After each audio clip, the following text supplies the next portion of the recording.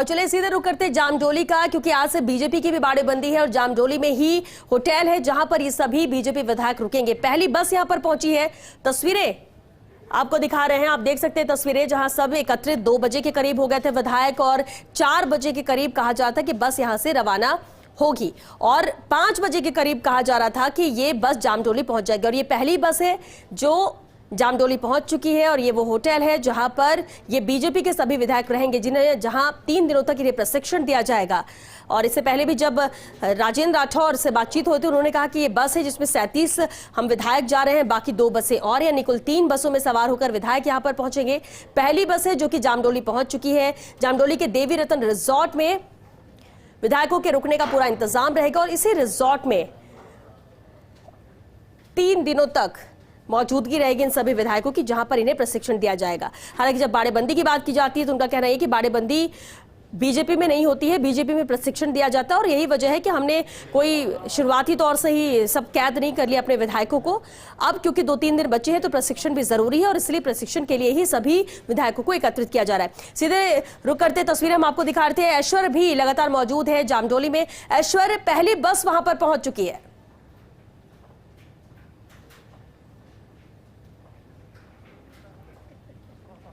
देखिए, पहली बस जो है वो पहुंच चुकी है। हमने पहली बस में मौजूद विधायकों से बातचीत की थी और पहली बस में जिसमें कि राजेंद्र राठौड़ बैठकर आ रहे हैं, तो दूसरी बस में नेता प्रतिपक्ष कटारिया आ रहे हैं, वो थोड़ी देर बाद यहां पर होंगे। पहली बस और दूसरी बस दोनों में मिलाकर करीब 50-52 विधायक जो हैं वो आज इस वक्त शाम तक पहुंच जाएंगे। बाकी के विधायक जो किसी विशेष कारण से देरी से आए हैं, या तो उनके ट्रेन में या बस में जिन स्थानों से उन्हें आना था उनमें देरी हुई है, या फिर उन्होंने यथोचित कारण बताया है कि इस कारण से हम देरी से आए हैं, या फिर आज अनुपस्थित रहने की अनुमति चाहेंगे, तो उन्हें अनुपस्थित रहने की अनुमति दी गई है।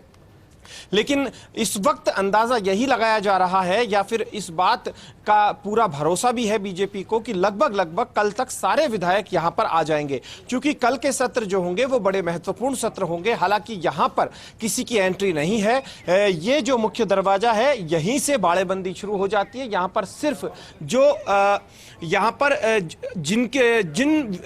जिन लोगों को, पार्टी के कार्यकर्ताओं को जिम्मेदारी दी गई है, कुछ एक कार्यकर्ताओं को जिम्मेदारी दी गई है, उन्हीं की एंट्री है, बाकी कोई भी अपेक्षित नहीं है। भारतीय जनता पार्टी ने इसे अभ्यास वर्ग का नाम दिया है। तो दूसरी तरफ बीजेपी जो है वो बेहद आश्वस्त नजर आ रही है, उत्साहित नजर आ रही है जीत को लेकर। हालांकि ये देखने वाली बात होगी कि जीत और हार दोनों पार्टी अपने लिहाज से दावा करती है कि हमें जीत मिलेगी, लेकिन सेंधमारी जो है भारतीय जनता पार्टी जितनी मजबूत तरीके से कर पाएगी उतना ही जीत की संभावनाएं बढ़ जाएगी। भारतीय जनता पार्टी को विश्वास है कि उनकी जीत होगी। उनका पहला कैंडिडेट यानी घनश्याम तिवारी जो भारतीय जनता पार्टी के कैंडिडेट हैं, और दूसरे जिन्हें की समर्थन दिया जा रहा है निर्दलीय डॉक्टर सुभाष चंद्रा, दोनों की जीत को लेकर आश्वस्त है।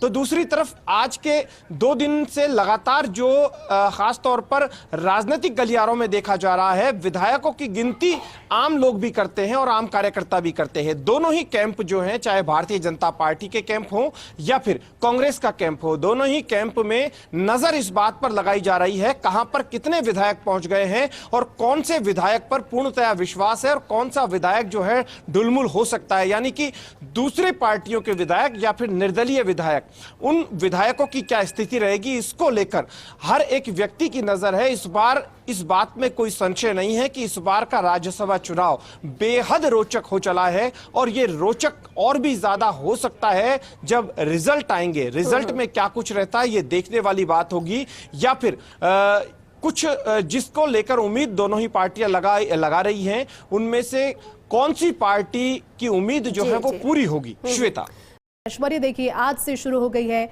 भारतीय जनता पार्टी की बाड़ेबंदी, जिसे प्रशिक्षण शिविर कहा जा रहा है। अभी फिलहाल क्या मौजूदा स्थिति, क्या सभी विधायक पहुंच गए हैं और अब इसके बाद आज के दिन के लिए आगे क्या कार्यक्रम है? ऐश्वर्य,